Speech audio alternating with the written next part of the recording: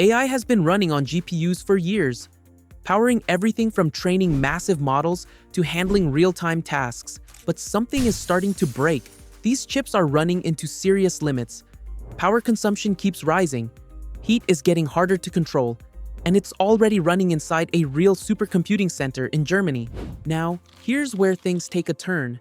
A company called Q.ANT has introduced a completely different kind of processor, and it's live inside a German supercomputing center.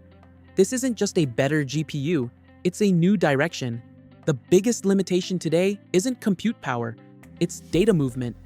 Modern systems follow a structure where computation happens in one place, and memory sits somewhere else. So data is constantly traveling back and forth. At a small scale, that's fine.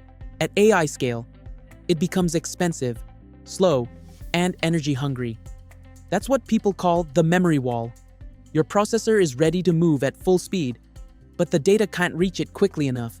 So instead of constant work, it slows down and wastes potential. And then comes the bigger issue: cooling. In large data centers, a huge chunk of energy isn't even used for computing. It's spent just keeping the system from overheating. That alone tells you something is wrong. This new processor doesn't rely on electricity. It uses light. At its core is a material called thin-film lithium niobate, designed to control laser signals with extreme precision. Data is converted into light, sent through the chip, and shaped as it travels. The beams split, bend, and interact with each other. And something fascinating happens. Instead of calculating step by step, the result forms naturally. When light waves overlap, they create patterns. Those patterns represent the solution. So instead of forcing billions of tiny switches to flip, the chip lets physics solve the problem instantly. That changes everything. Photons don't face resistance like electrons, which means far less heat and much higher efficiency.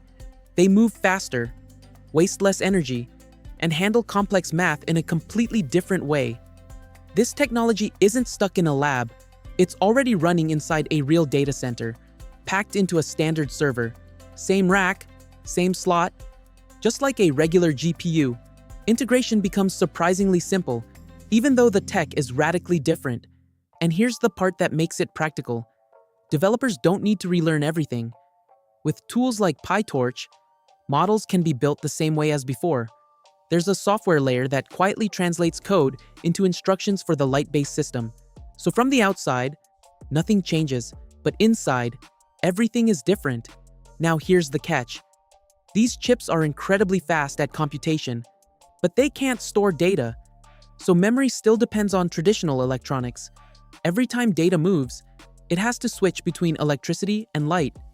That conversion takes time, adds delay, and consumes energy. An NPU processor doesn't just add more cores, it arranges compute resources to process entire data batches simultaneously through pipeline stages, matching how neural network inference actually works. If a task constantly reads and writes data, that advantage starts to shrink. Right now, these processors don't replace GPUs. They work alongside them.